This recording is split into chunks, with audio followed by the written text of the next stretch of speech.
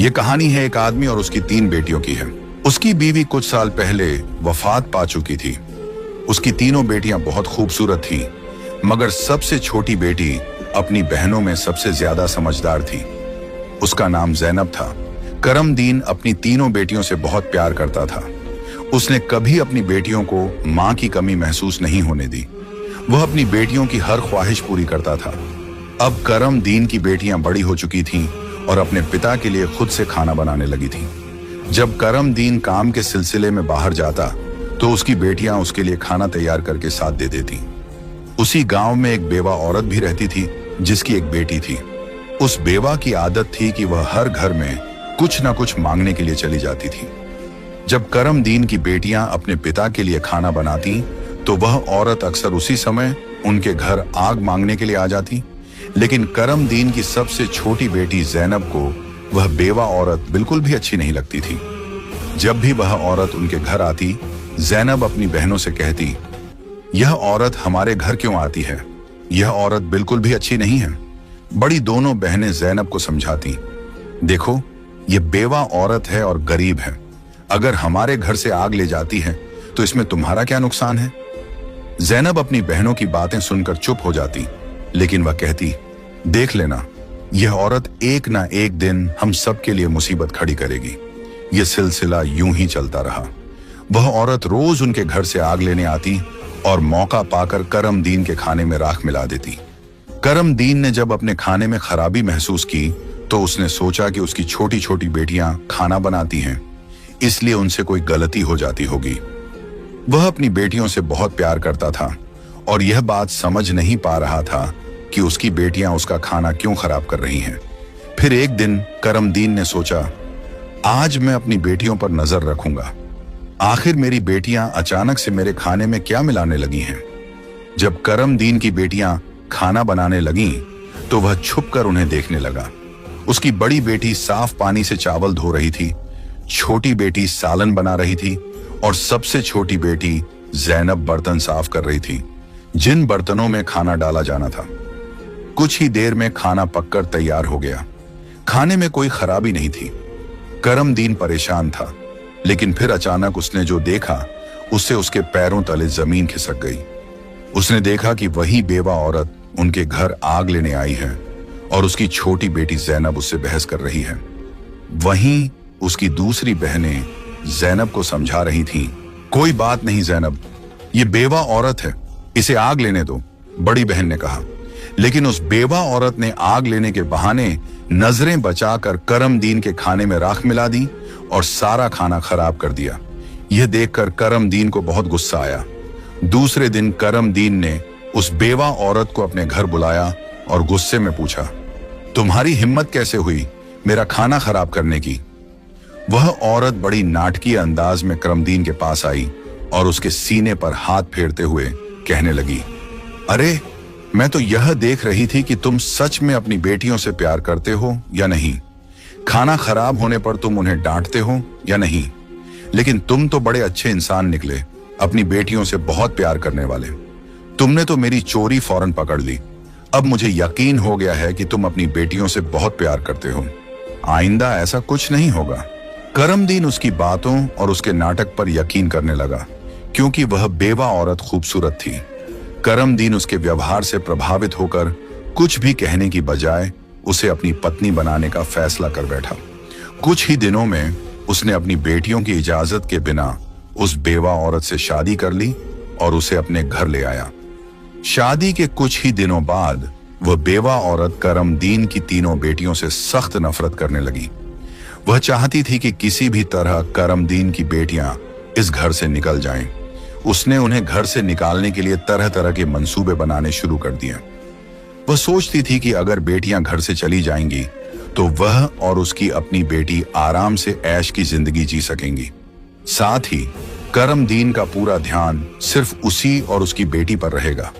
वह जानती थी कि करमदीन अपनी बेटियों से बहुत मोहब्बत करता है और उन्हें जरा भी दुखी नहीं देख सकता। उसकी अपनी बेटी हमेशा कीमती कपड़े पहनकर घूमती रहती थी, जिससे वह मॉडर्न लगती थी।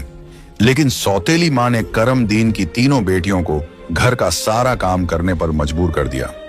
वह उन्हें ठीक से पेट भर खाना भी नहीं देती थी और धीरे धीरे उनकी दूसरी जरूरतें भी कम कर दी। तीनों बहनें हर समय दुखी रहने लगी। एक दिन दो बड़ी बहनें रो रही थीं, तो ज़ैनब अपनी बड़ी बहनों के पास आई और कहने लगी, प्यारी बहनों, आओ हम तीनों कहीं बाहर चलें ताकि हमारा दिमाग फ्रेश हो जाए। फिर वह तीनों बहनें घर से निकल गईं और चलते चलते एक जंगल में जा पहुंची। वहां एक घने दरख्त के नीचे बैठकर वे रो रो कर अपनी मां को याद करने लगी। इतने में उनके पास से एक अल्लाह वाले बुजुर्ग का गुजर हुआ।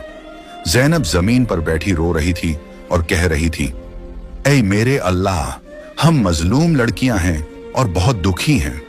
आप देख रहे हैं ना कि हमारी सौतेली माँ हम पर कितना जुल्म करती है। हम कितने दिनों से भूखे हैं। अल्लाह वाले बुजुर्ग पास ही खड़े होकर उनकी बातें सुन रहे थे। फिर वे ज़ैनब से मुखातिब होकर बोले, बेटियों, तुम तीनों यहां इस दरख्त के नीचे रोज आती हो, तुम्हें क्या दुख है? तुम मुझे बता सकती हो? ज़ैनब ने रोते हुए अल्लाह वाले बुजुर्ग को सारा वाकया सुना दिया। उनकी बात सुनकर बुजुर्ग को बहुत दुख हुआ। वे बोले, बेटी, यहां से थोड़ी दूरी पर मेरी झोंपड़ी है। मैं वहां रहता हूं और इबादत करता हूं। मेरी झोंपड़ी के बाहर एक अनार का दरख्त लगा है जिस पर पके हुए अनार लगे हुए हैं। तुम जाओ और उस दरख्त से जितने मर्जी अनार तोड़कर खा लो। ये सुनकर तीनों लड़कियां खुशी खुशी उस झोंपड़ी के पास पहुंची। उन्होंने देखा कि दरख्त पर बहुत ही खूबसूरत और रसीले अनार लगे हुए हैं। तीनों ने एक एक अनार तोड़ा और बैठकर मजे से खाने लगी। जब उनका पेट भर गया तो उन्होंने बुजुर्ग का शुक्रिया अदा किया और घर वापस आ गईं। इसके बाद जब उनकी सौतेली माँ उन्हें खाना नहीं देती तो वे रोज जंगल जाती और उन अनारों को खाकर अपना पेट भर लेती। धीरे धीरे उन्होंने अपनी माँ का दिया हुआ खाना बिल्कुल छोड़ दिया। अब उनकी सौतेली माँ सोचने लगी, मैं इन लड़कियों को खाने को कुछ नहीं देती, मैं इनसे इतना काम करवाती हूँ, उन्हें जलील करती हूँ, फिर भी इनके चेहरे पर एक अजीब सी चमक है। इनमें से कोई बीमार भी नहीं पड़ती, बल्कि इनकी खूबसूरती बढ़ती जा रही है। और मेरी बेटी, जिसे मैं इतना अच्छा खाना देती हूँ, वह उनके आगे बदसूरत लगती है। दूसरे दिन जब वह लड़कियां जंगल की तरफ गईं, तो सौतेली माँ ने अपनी बेटी को उनका पीछा करने के लिए भेज दिया। जब तीनों लड़कियां अनार तोड़कर खा रही थीं, तो ज़ैनब ने अपनी सौतेली बहन को देख लिया। उसने बाकी बहनों से कहा, यह लड़की हमारा पीछा कर रही है, मैं इसे यहां से भगा देती हूं। फिर ज़ैनब ने अपने हाथ में पकड़ा अनार छुपा लिया और बोली, अगर यह सब कुछ अपनी मां को बता देगी तो यह हमारे लिए परेशानी का कारण बन सकती है। लेकिन ज़ैनब की दूसरी बहनें बोली, ज़ैनब, तुम कैसी बातें कर रही हो? यह बेचारी बेकसूर है। ज़ैनब की बड़ी बहनें बोली, हमारी सौतेली माँ तंग करती हैं, यह तो हमें कुछ नहीं कहती। इसके बाद तीनों बहनों ने अपनी सौतेली बहन को पास बिठाया और उसे एक अनार पकड़ा दिया। लेकिन सौतेली बहन ने अनार नहीं खाया और जल्दी से अपनी माँ के पास जाकर कहने लगी, माँ, वे लड़कियां भूखी नहीं रहती, वे तो जंगल में एक दरख्त से अनार तोड़कर खा लेती हैं। उसी दरख्त के पास एक बुजुर्ग भी इबादत कर रहे थे और उन्होंने भी उन्हें रोकने की कोशिश नहीं की। ये सुनकर सौतेली माँ को बहुत गुस्सा आया। वह सोचने लगी, मैं इन लड़कियों को अनार खाने से कैसे रोकूं? पूरा दिन वह गुस्से में ही रही। जब शाम को करम दीन काम से घर वापस आया तो उसने अपनी बीवी को परेशान देखा। वह बोला, तुम्हें क्या परेशानी है?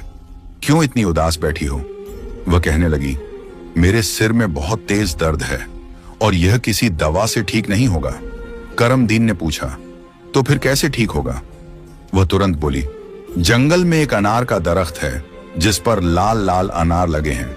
अगर तुम उस दरख्त को जड़ से कटवा दो और उसकी जड़ें उबालकर दवा बना लो और मेरे माथे पर लगाओ तो मेरा सिर दर्द ठीक हो सकता है। करम दीन ने कहा, बस इतनी सी बात। फिर उसने कुछ आदमियों को बुलाया और उन्हें पैसे देकर कहा, जंगल में एक अनार का दरख्त है, तुम लोग उसे जड़ से उखाड़ फेंको और उसकी जड़ें मुझे लाकर दो। कुछ ही घंटों में वे आदमी उस दरख्त को जड़ से उखाड़कर उसकी जड़ें करम दीन के पास ले आए। करम दीन ने जल्दी से आग जलाई और उन जड़ों से दवा बनाकर अपनी बीवी के माथे पर मलने लगा। थोड़ी ही देर में उसकी बीवी कहने लगी, अब मुझे आराम है। अगले दिन जब तीनों बहनें जंगल गईं, तो उन्होंने देखा कि अनार का दरख्त किसी ने जड़ से उखाड़ दिया है। यह देखकर वे बहुत परेशान हो गईं और सोचने लगी, अब हम क्या खाएंगे? तभी वे तीनों लड़कियां वहीं बैठकर रोने लगी। उनके रोने की आवाज सुनकर अल्लाह वाले बुजुर्ग अपनी झोंपड़ी से बाहर आए। वे समझ गए कि लड़कियां क्यों रो रही हैं। वे बोले, इसमें रोने की क्या बात है? अल्लाह तुम्हें इससे भी बेहतर कुछ देगा। फिर अल्लाह वाले बुजुर्ग ने अपनी उंगली से जमीन की तरफ इशारा किया और वहां पर एक छोटी सी नदी बन गई जिसमें पानी की जगह दूध बह रहा था। उन्होंने उन लड़कियों को एक मिट्टी का प्याला दिया और कहा, जहां से जितना मर्जी हो दूध पियो। लड़कियां बहुत खुश हुईं और मिट्टी के प्याले में दूध भरकर पीने लगीं। जब उनका पेट भर गया तो वे बुजुर्ग का शुक्रिया अदा करके घर वापस आ गईं। इसके बाद उनका रोज का यह मामूल हो गया कि वे तालाब के पास जाती और मिट्टी के प्याले में दूध भरकर पी लेती। उनकी सौतेली माँ उनकी सेहत देखकर हैरान थी। उसने अपनी बेटी को बुलाया और कहा, मैंने तो जंगल से अनार के दरख्त का नामो निशान मिटा दिया था, फिर भी इन लड़कियों की सेहत पर कोई असर नहीं पड़ा। मैं तो इन्हें पेट भर खाना भी नहीं देती। आखिर ये ऐसा क्या खा रही हैं जिससे इनकी सेहत इतनी अच्छी हो रही है? उसने अपनी बेटी से कहा, इनका पीछा करो और पता लगाओ कि ये क्या खाती हैं। लड़की फिर से अपनी बहनों का पीछा करते हुए जंगल में गई। जब तीनों मिट्टी के प्याले से दूध पी रही थीं, तो ज़ैनब ने पीछे मुड़कर देखा। उसने अपनी सौतेली बहन को चुपचाप खड़ा देखकर बाकी बहनों से कहा, देखो ये लड़की फिर हमारा पीछा कर रही है। ज़ैनब ने अपनी बहनों से कहा, तुम लोग जल्दी उठो और इसे यहां से भेजो, क्योंकि अगर इसने हमारे तालाब को देख लिया तो यह घर जाकर सब बता देगी और फिर घर में हंगामा खड़ा हो जाएगा। लेकिन ज़ैनब की बड़ी बहनों ने उसे डांटते हुए कहा, तुम्हारा आखिर मसला क्या है? माना कि हमारी सौतेली माँ हम पर जुल्म करती है, लेकिन इसमें इस बेचारी का क्या कसूर? ज़ैनब यह सुनकर चुप हो गई। इसके बाद तीनों ने अपनी सौतेली बहन को नदी के पास बिठाया और मिट्टी के प्याले में दूध भरकर उसे दिया। उस लड़की ने दूध पिया और जल्दी से अपनी माँ के पास पहुंचकर तालाब और दूध वाली पूरी बात बता दी। सौतेली माँ को यह सुनकर बहुत गुस्सा आया। उसने अपने गांव के कुछ आदमियों को बुलाया और कहा, तुम जितने पैसे चाहो मैं तुम्हें दूंगी, लेकिन तुम्हें जंगल में जाना होगा। वहां एक बुजुर्ग की झोंपड़ी और तालाब है। तुमने वो झोंपड़ी खत्म कर देनी है और तालाब में मिट्टी डाल देनी है। बदले में तुम्हें बहुत पैसा मिलेगा।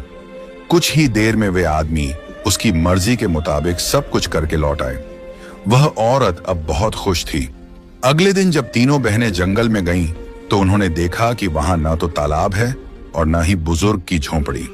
यह देखकर उन्हें पहाड़ जैसा दुख हुआ। वे वहीं बैठकर रोने लगीं और भूखी प्यासी अपने घर लौट आईं। उनकी सौतेली माँ यह देखकर बहुत सुकून महसूस कर रही थी। एक दिन वह फिर बीमारी का बहाना बनाकर लेट गई। शाम को जब करमदीन घर आया तो उसने अपनी बीवी को प्यार से कहा, चाहे मेरा सब कुछ बिक जाए, लेकिन मैं तुम्हें कुछ नहीं होने दूंगा। तुम्हारा इलाज सबसे अच्छे डॉक्टर से करवाऊंगा। लेकिन उसकी बीवी कुछ और ही चालें चल रही थी। उसने कहा, आपको इतना कुछ करने की जरूरत नहीं है। मेरी जिंदगी बचाने के लिए बस एक छोटा सा काम करो। करमदीन बोला, जल्दी बताओ क्या करना है, मैं वही करूंगा। उसकी बीवी बोली, तुम अपनी तीनों बेटियों का खून निकालकर मेरे हाथों और पैरों की हथेलियों पर मल दो, तभी मैं ठीक हो सकती हूं। यह सुनकर करमदीन की आंखों में आंसू आ गए, क्योंकि वह अपनी बेटियों से बेहद मोहब्बत करता था। वह चुपचाप कमरे से बाहर निकला और अपनी बेटियों को ढूंढने लगा, लेकिन बेटियां घर में नहीं थीं। वह परेशान होकर उन्हें ढूंढते ढूंढते कब्रिस्तान पहुंचा। वहां उसने देखा कि उसकी तीनों बेटियां अपनी मां की कब्र के पास बैठकर रो रही हैं। यह देखकर करमदीन का दिल कांप गया। एक तरफ उसकी बीवी की ख्वाहिश थी और दूसरी तरफ उसकी बेटियों की जिंदगी। करमदीन को समझ नहीं आ रहा था कि वह क्या करे। उसने सोचा कि उसकी बीवी उसकी बेटियों से कभी खुश नहीं होगी और उसकी बेटियां अपनी सौतेली मां के साथ खुश नहीं हैं। इसलिए उसने फैसला किया कि बेटियों को कहीं दूर ले जाएगा। उसने अपनी बेटियों को गले लगाया और कहा, ऐ बेटियों, तुम क्यों परेशान होती हो? मैं तुम्हें कहीं और ले चलता हूं। वह अपनी बेटियों को एक घने जंगल में ले गया। वहां उसने मिट्टी का चूल्हा बनाया और बेटियों को खाना बनाकर खिलाया। जब बेटियों ने पेट भरकर खाना खा लिया तो वे एक दरख्त के नीचे सो गईं। करमदीन ने अपनी बेटियों को वहीं सोते हुए छोड़ दिया और वहां से भाग गया। उसके दिल में यही ख्याल था कि कम से कम मेरी बेटियां जिंदा तो रहेंगी और अपनी सौतेली मां के जुल्म से बची रहेंगी। रास्ते में उसने एक हिरण का शिकार किया और उसका खून लेकर अपनी बीवी को दे दिया। उसकी बीवी ने वह खून अपने हाथों और पैरों पर लगाया और खुश होकर कहा, अब मुझे आराम है। उसे यकीन हो गया कि करमदीन ने अपनी बेटियों को मार दिया। दूसरी तरफ जब तीनों बहनें जागीं तो उन्होंने देखा कि उनका बाप उन्हें छोड़कर जा चुका है। वे अपने बाप को पुकारने लगीं। जंगल में जंगली जानवरों की आवाजें सुनकर वे डर गईं और रोने लगीं। इत्तेफाक से उसी जंगल में 3 दोस्त शिकार के लिए आए थे। जब वे शिकार करके लौटने लगे तो उनमें से एक दोस्त, जिसका नाम नासिर था, कहने लगा, मुझे लगता है, नासिर ने कहा, यहां कोई मुसीबत में है। क्या तुम लोग किसी के रोने की आवाज नहीं सुन रहे? मुझे तो किसी के रोने की आवाज आ रही है। चलो जल्दी से देखते हैं, शायद किसी को हमारी मदद की जरूरत हो। फिर तीनों दोस्त आवाज की दिशा में चल पड़े। आगे जाकर उन्होंने देखा कि 3 खूबसूरत लड़कियां बैठी हुई रो रही हैं। नासिर आगे बढ़ा और उनसे पूछा, तुम यहां अकेली क्या कर रही हो और इतना क्यों रो रही हो? ज़ैनब ने नासिर को अपनी पूरी कहानी सुना दी। लड़कों को उन पर बड़ा तरस आया। वे आपस में कहने लगे, क्यों ना हम इन लड़कियों से शादी कर लें? इन्हें एक छत मिल जाएगी और हमारी जिंदगी भी सुकून से गुजरने लगेगी। फिर उन तीनों लड़कों ने उन तीनों लड़कियों से शादी कर ली। ज़ैनब की शादी नासिर के साथ हो गई। संयोग से उन तीनों दोस्तों के घर पास पास थे। तीनों बहनें खुशी खुशी अपने अपने घरों में रहने लगीं। 1 साल के बाद ज़ैनब के घर में बेटे की पैदाइश हुई। ये देखकर नासिर के दोस्त और ज़ैनब की बहनें बहुत खुश हुईं। धीरे धीरे ज़ैनब का बेटा 2 साल का हो गया। एक दिन नासिर ने अपने दोस्तों से कहा, मेरा आज फिर जंगल में शिकार करने का मन हो रहा है, चलो शिकार पर चलते हैं। लेकिन उसके दोस्तों ने मना कर दिया और कहा, हमें तो किसी जरूरी काम से जाना है, हम तुम्हारे साथ जंगल नहीं जा सकते। नासिर ने ज़ैनब से इजाजत ली और अकेला ही जंगल में शिकार के लिए चला गया। लेकिन इसके बाद कई दिन गुजर गए और नासिर घर वापस नहीं आया। ज़ैनब बहुत परेशान हो गई। उसकी बहनें भी उसकी चिंता देखकर चिंतित हो गईं। ज़ैनब के जीजा नासिर के दोस्त ने उसे तसल्ली देते हुए कहा, तुम फिक्र मत करो, हम नासिर को ढूंढकर जरूर वापस लाएंगे। लेकिन करनी खुदा की यह हुई कि नासिर के दोस्त भी उसे ढूंढने जंगल गए, लेकिन वे भी वापस नहीं लौटे। उन तीनों बहनों पर एक बार फिर से गम का पहाड़ टूट पड़ा। एक दिन ज़ैनब अपने बेटे को सुला रही थी कि दरवाजे पर दस्तक हुई।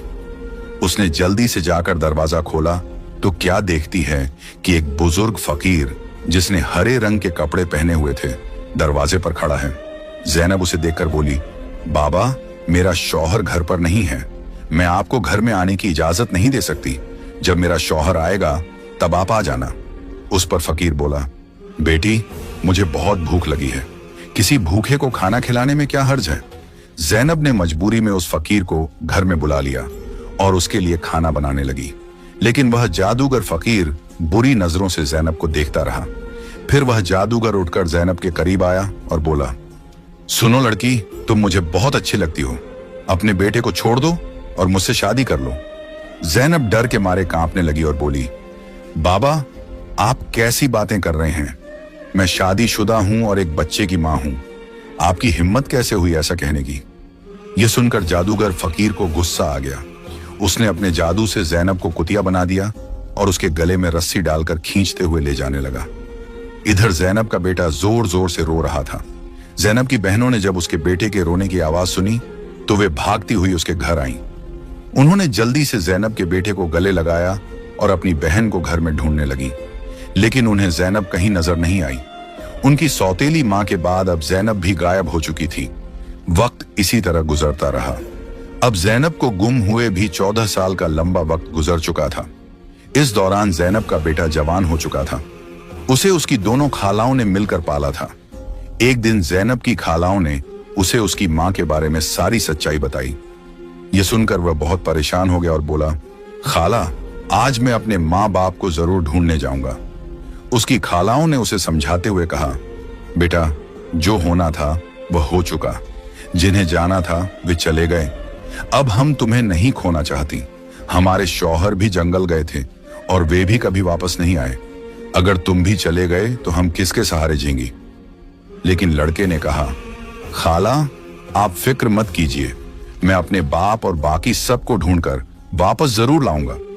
फिर वह लड़का जंगल की तरफ निकल पड़ा। कई दिनों तक जंगल में इधर उधर भटकता रहा, लेकिन उसे कुछ समझ नहीं आया कि वह अपने माँ बाप को कहाँ ढूंढे। इसी तरह तलाश करते करते वह एक ऐसे इलाके में पहुंचा जो पूरी तरह पत्थरों का इलाका था।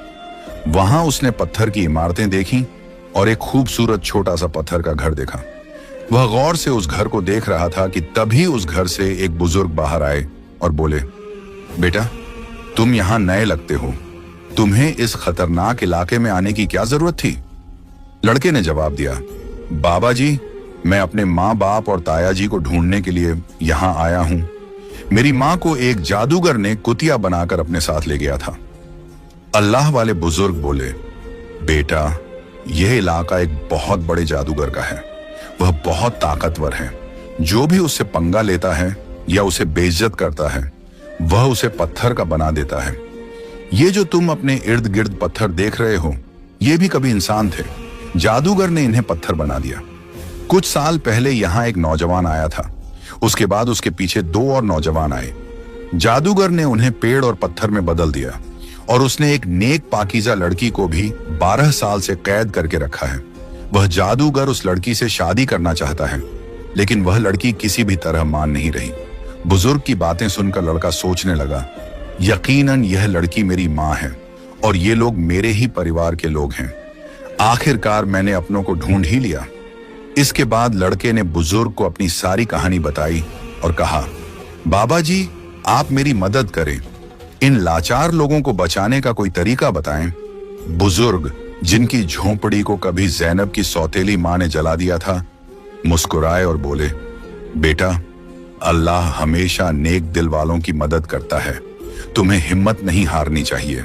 अल्लाह वाले बुजुर्ग मजबूरन इस खतरनाक इलाके में आकर रहने लगे। उन्होंने लड़के से वादा किया, मैं तुम्हारा साथ जरूर दूंगा।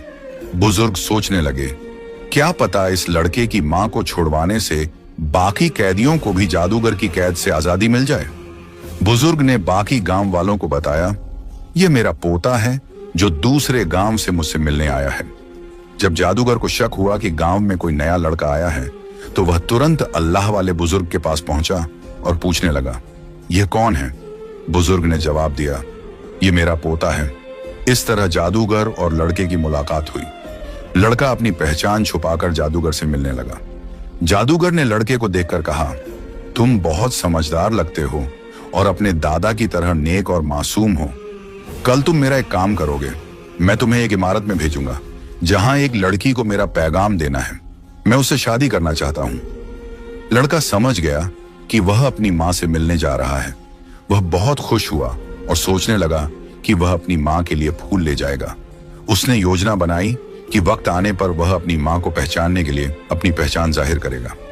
ज़ैनब की शादी के वक्त नासिर ने उसे एक अंगूठी दी थी जिस पर उसका नाम लिखा हुआ था। बाद में ज़ैनब ने वह अंगूठी अपने बेटे को पहना दी थी। सालों बाद वह अंगूठी बढ़ाकर दोबारा बनाई गई और लड़के ने अब भी वही अंगूठी पहनी हुई थी। अल्लाह वाले बुजुर्ग ने लड़के से कहा, अपनी अंगूठी को फूलों के गुलदस्ते में छुपा दो। जब तुम्हारी मां इसे देखेगी तो वह तुरंत तुम्हें पहचान लेगी। लेकिन यह काम आसान नहीं होगा। जादूगर ने ज़ैनब की निगरानी के लिए एक चौकीदार तैनात कर रखा है जो हर वक्त सख्ती से नजर रखता है। जादूगर अल्लाह वाले बुजुर्ग की बहुत इज्जत करता था और उनके पोते को नेक समझता था। उसने लड़के को गुलदस्ता देकर रोजाना ज़ैनब के पास भेजना शुरू कर दिया।